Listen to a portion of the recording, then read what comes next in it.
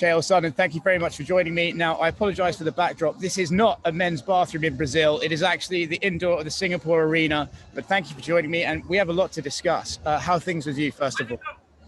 I got to tell you, I didn't know you were there live. This is making me super impressed with technology, but I'm jealous, man. What a card. And I wasn't expecting that. In all fairness, I wasn't at the height of my anticipation. What a card.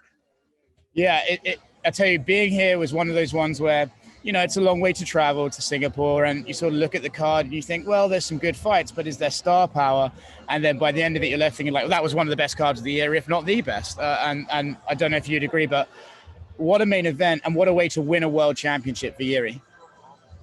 Yeah, I fully agree. And not to mention, I will be highly curious when we finally get a hold of those judges' scorecards. Yeah. I'm not positive that Glover wasn't 30 seconds away from closing that out. I mean, it was a really hard fight to judge, only because the strikes were to Jiri, but all the control was to Glover, not to mention the ground. I mean, it was really hard. And I do kind of think, if I was to guess, the judges did have it going Glover's way. So that one's going to haunt him. I've been in his shoes. I've been 30 seconds away before from a championship match.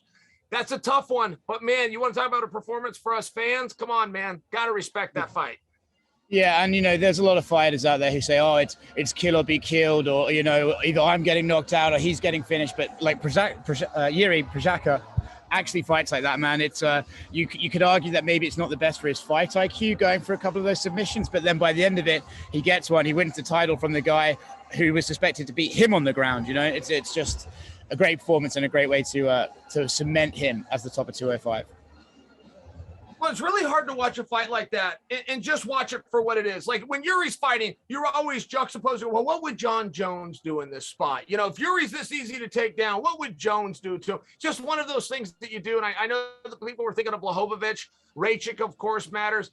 We had talk that Ankalaev versus Anthony Smith was going to be the #1 contenders fight. Look, if they do anything other than immediately announce that they're going to immediately give Glover a rematch, it's going to be a major. I mean, Glover needs to be listening. He's going to be told as plainly as you can speak to a human, we do not respect you and we do not need you here anymore. And I don't think anybody's ready to say that to him. But that literally, that is what is on the line. A fight like that historically is given an immediate rematch, and we'll see if he's given that respect or not.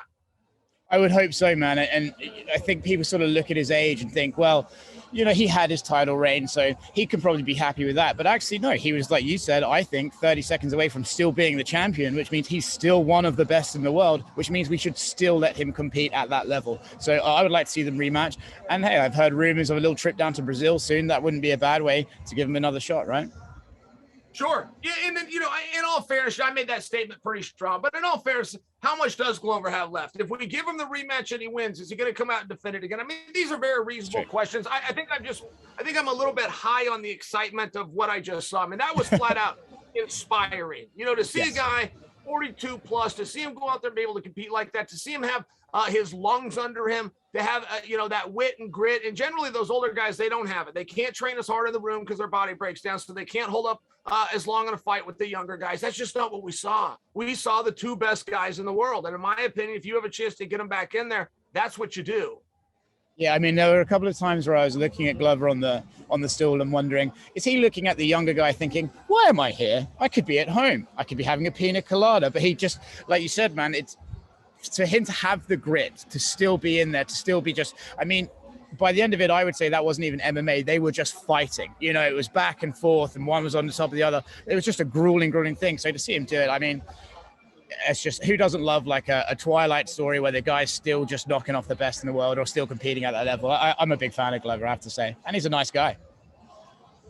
Yeah, I fully agree with you. And, you know, both Glover and Jiri were trying to do the right thing. They had both gone out publicly and said that if we win, we will give it to Blachowicz because he's ranked #1. Well, you want to talk about do the right thing. If you're in Jiri's spot and Glover gave you an opportunity, you return the favor. That's the right thing to do. And I do fully agree. If you're the champion of the world and you lose, even if it's in a slaughter, you of course become the #1 contender to your own championship that you just dropped. So, you know, when you're in a back and forth fight like this, and I will be very curious, I don't think it'll make headlines and news doesn't really cover these things. But for me as a fan, I do think when the judges' scorecards get revealed, I think Glover had that thing locked up. I think he just needed to ride out 30 seconds. I think it was that close and he deserves credit for that.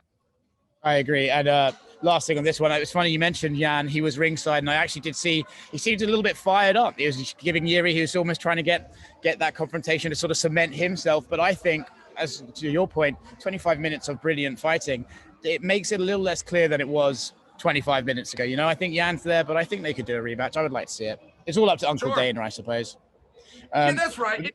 Giving Uncle Live and Anthony Smith a little bit of shine. I like that too. Both of those guys have been glossed over. I mean, I suppose there's enough love to go around. And in all fairness to Blachowicz, that would be an interesting match, right? I mean, he's very by the book, but goddamn, he's dangerous on his feet. And Jiri is not by the book, and goddamn, is he dangerous on his feet.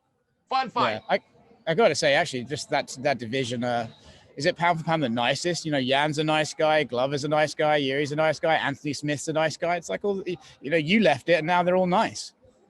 Hey, and I'll tell you this, I don't think there could have been a worse time for Jon Jones to leave. You know, Jon Jones leave on a pursuit of a heavyweight championship. He left because people were showing up to his fights dressed up as empty seats, right? He just couldn't draw. And now that he's been gone for a little bit, I mean, these guys have done a great job of coming in and captivating our imagination, showing us where they stand, showing us, hey, maybe we are good enough now. I mean, I could think of one fight that I want to see Jones do at heavyweight, and this is with Francis gone, but the one fight I want to see is Stipe. I could name 5 fights at light heavyweight that I would be very, very curious, and I couldn't have said that 2 years ago. I mean, in all fairness to Jon Jones, I really think that's a fun division if he was to be back in it right now. Yeah, it's when a dominant guy leaves and doesn't lose as he leaves, the division always feels a bit sort of stagnant. It always feels a bit like, well, these guys are the champions, but by default, right? But now, because that division's moved on a little bit, it's actually a viable division. I think Jiri actually really inspires that because there's fun matchups for him. But 205 was in a strange place for a while, but I'm excited to see the division grow. And I think Jon Jones, as much as he'll probably hate this, him leaving is a big part of why that division is now more interesting, right? You're right about that. When you have a star, people always miss this, but when you have a star, the star will suck all the air out of the room. I mean, it doesn't matter if you're in the entertainment business like Vince McMahon. It's very hard to have 5 and 6 and 7 stars. The reason is when you have a Rock and you have a Stone Cold Steve Austin, they take all the attention.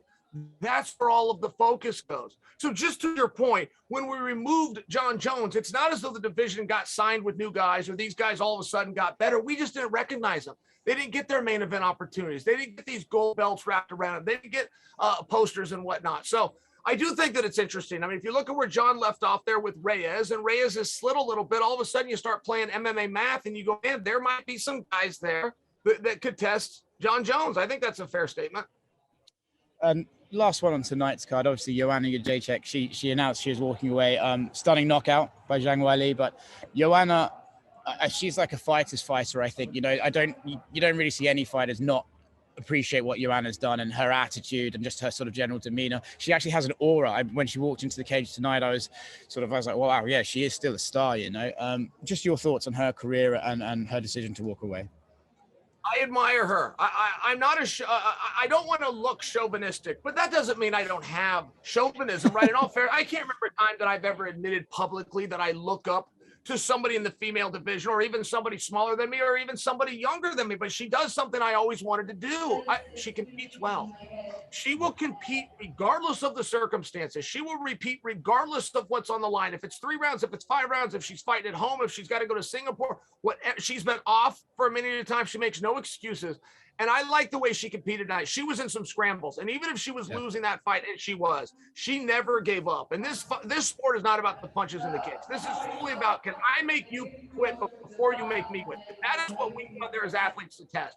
That isn't what the audience sees. But we know as competitors, you're going to quit or I'm going to quit. Joanna never quits. I mean, she got beat tonight, but she got stopped. It's the only way to stop her, right? You got to put her down. I'm very proud of her. I'm very honored that I got to watch her career. And I really mean that. That isn't just something to be nice. She is something special. And if she's ready to move on and do something else in life, man, as a fan, I would thank her. But in all fairness, she's given enough. She entertained me and you and everybody else enough. If she wants to do something else, best of luck. You know, for a speech that started with, I don't want to sound chauvinistic, but I think you ended that quite nicely.